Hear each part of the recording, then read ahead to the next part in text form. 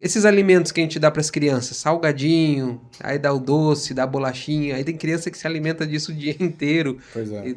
Às vezes não é o pai, mas é a avó. Tá lá enfiando, até para acalmar a criança, para distrair a criança. Vem cá, toma um salgadinho aqui, toma.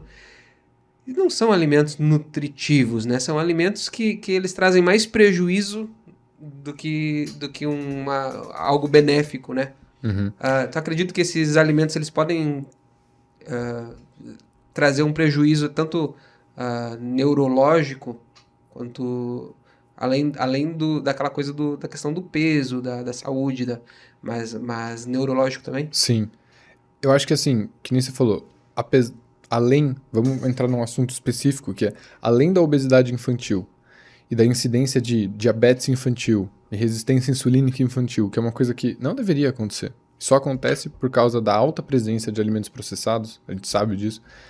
Existe um prejuízo que ele é de segunda ordem, né? Não é necessariamente na formação dos neurônios, porque a criança ela tem uma resiliência maior no futuro, porque ela ainda vai se desenvolver, ainda dá tempo do corpo dela se reformar de algumas formas. Até microbiota pode se renovar, mesmo se a criança for exposta a pouquíssima fibra vegetal e tal, tem como ela se recuperar disso de alguma forma. As doenças metabólicas é um pouco mais difícil, mas essas questões aí de direta de formação de tecidos, ela pode se recuperar. Agora, o que é uma coisa que está causando um prejuízo enorme para as crianças, e não só para as crianças, mas para as crianças com relação a essa dieta hiperpalatável, que é o que a gente tem visto. Hiperpalatável seria essa questão de sentir o prazer no paladar o tempo inteiro. Isso. Um alimento ultrapalatável ou hiperpalatável é um alimento que é artificialmente criado, é uma engenharia alimentícia para que ele seja altamente estimulatório do sistema de recompensa no cérebro. Consumir alimentos assim frequentemente e como base da sua dieta, especialmente para uma criança, altera a forma que você experiencia prazer e motivação depois que você cresce. Então, qual que é o prejuízo neurológico, vamos dizer assim, não é neurológico, né, mas é psicológico na criança? É isso. É um sistema motivacional e de recompensa desregulado, na qual a criança espera e precisa de estímulos tão fortes quanto ou mais fortes, porque o nosso sistema dopaminérgico ele começa a ficar saturado de estímulo, quanto mais você consome, mais você precisa. Basicamente é isso. E a criança, desde pequena, constantemente sendo bombardeada com esses estímulos alimentícios, ela começa a atrelar comida a ser recompensa. E nunca vai sentir prazer com comer um arroz, feijão, um bife, uma salada. Por quê? Porque aprendeu e o sistema dopaminérgico começou a... tinha um excesso de dopamina. Então, vamos dar um passo atrás aqui, né? Como é que funciona esse sistema? A gente tem o nosso cérebro, ele tem uma área ali que chama núcleo tegmental ventral, uma área bem límbica lá no meio do cérebro. Essa área é responsável pela produção de dopamina. Essa dopamina, então, tem 4 circuitos básicos, que é o circuito mesolímbico, mesocortical e mais outros 2. Esses circuitos, o mesolímbico e o mesocortical, que é por onde passa a dopamina, são os nossos estímulos recompensatórios. E esses estímulos recompensatórios, na verdade, eles têm a ver com motivação. Então, o que acontece? Na cabeça de uma criança, vamos dizer que uma criança tabula rasa, uma criança novinha que pela primeira vez vai ser exposta a esse alimento ultrapalatável. A criança vai estar lá, você vai colocar um saco de salgadinho na frente dela. Se ela não tiver com fome e ela não identificar aquilo como alimento, ela não vai se motivar a ir pegar, ela vai ficar olhando, tal, analisando, curiosidade. Se o pai ou a mãe, qualquer pessoa, oferecer essa comida para a criança, vai acontecer uma coisa que é a criança vai se sentir, ela vai sentir que ela quer aquela coisa, porque o pai está oferecendo, aquilo sempre foi um comportamento interessante, então ela vai pegar e vai comer.